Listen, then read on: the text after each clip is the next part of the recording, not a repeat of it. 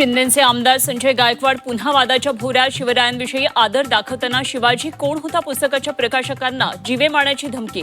प्रशांत आंबी गायकवाडांविरोधात तक्रार दाखल करणार.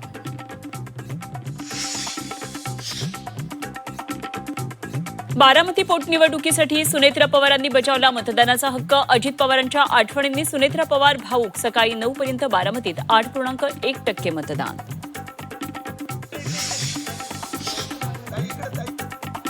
बारामती पोटनिवडणुकीसाठी मतदानाला सुरुवात. पार्थ पवार आणि सुप्रिया सुळेंनी बजावला मतदानाचा हक्क. दादांना मतदान करत नाही यावर विश्वास बसत नाही. मतदानादरम्यान सुप्रिया सुळे भावूक.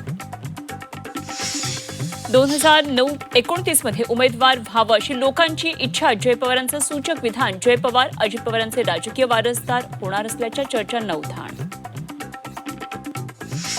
राहुरी विधानसभा पोटनिवडणुकीसाठी सकाळपासूनच मतदान केंद्रावर गर्दी. अक्षय कर्डेलेंनी बजावला मतदानाचा हक्क. सकाळी 10 पर्यंत राहुरीत 6.5% मतदान. भोंदू खराची 5व्या गुन्ह्यातली पोलीस कोठडी आज संपणार. खरातला आज पुन्हा कोर्टात हजर करणार. एसआयटी पुन्हा खराच्या कोठडीची मागणी करणार.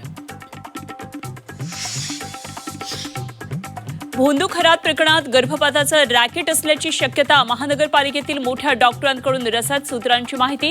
नाशिकमध्ये डॉक्टर आणि सोनोग्राफी सेंटर एसआयटीच्या रडारवर. नाशिक आयटी कंपनीत धर्मांतर लैंगिक शोषण प्रकरणामध्ये धक्कादायक माहिती. कंपनीतले इंटरनेट पासवर्डही अश्लील भाषेत. 4थ्या पीडितेचा महिला आयोगासमोर जबाब.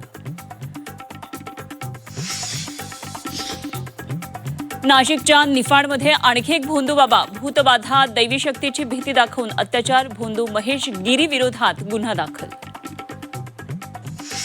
अमरावती परतवाडा लैंगिक अत्याचार प्रकरण. आरोपी अयान अहमदनं रीलसाठी वापरलेली थार गाडी. 2 पिस्तूल पोलिसांकडून जप्त. 4 आरोपींना आज अचलपूर कोर्टात हजर करणार.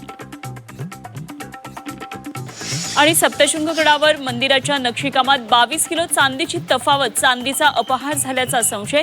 विभागीय आयुक्तांकडून चौकशीचे आदेश.